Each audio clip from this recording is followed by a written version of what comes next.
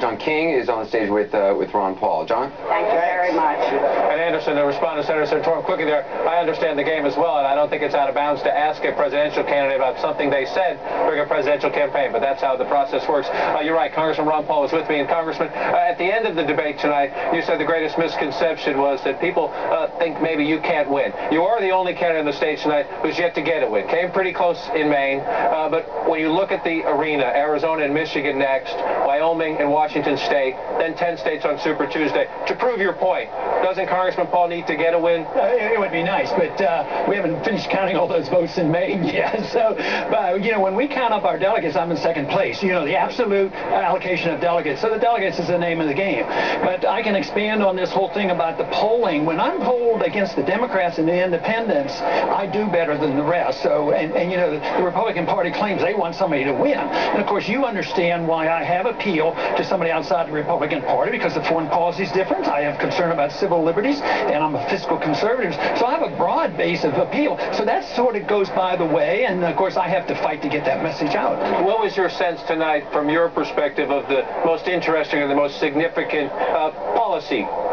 disagreement or confrontation or discussion? Well, I think the most disagreement that's clear-cut is probably what you were able to point out. Three guys here, they say they want to go and fight Iran and go into war, and I have a different position, which is very legitimate and very important to me. And some people sometimes kid me a bit, and they say, you know, Ron, if you change your foreign policy, you might get more support. But you know, the young people that come to see me, that's their biggest issue, is the war and the spending, and I work this in, the war and spending and overseas and the crisis that we have, and I had a chance, you gave me a chance to mention that tonight.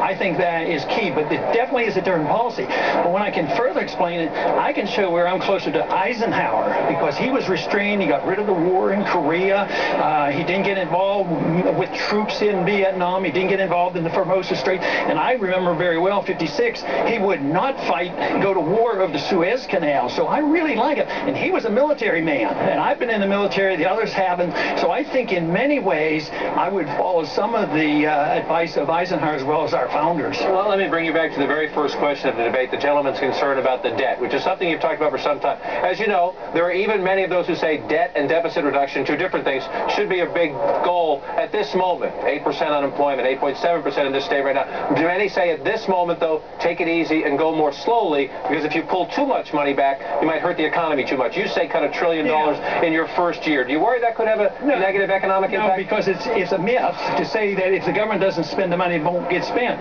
We're just talking about who should spend the money. When government spends the money, they make malinvestment and they take care of their friends.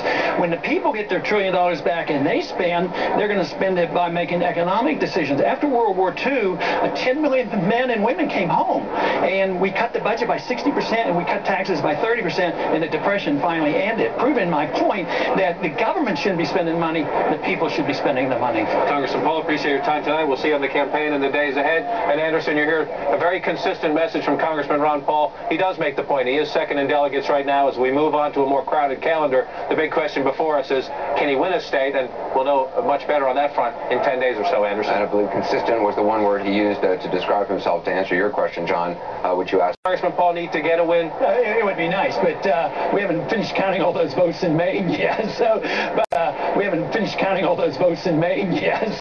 We haven't finished counting all those votes in Maine yet. When they describe you and me as being dangerous.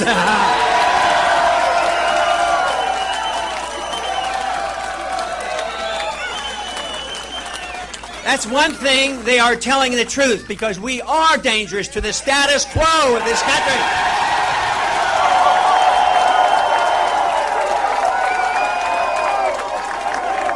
The Fed. And the Fed, Max. And the Fed. Max, and the Fed.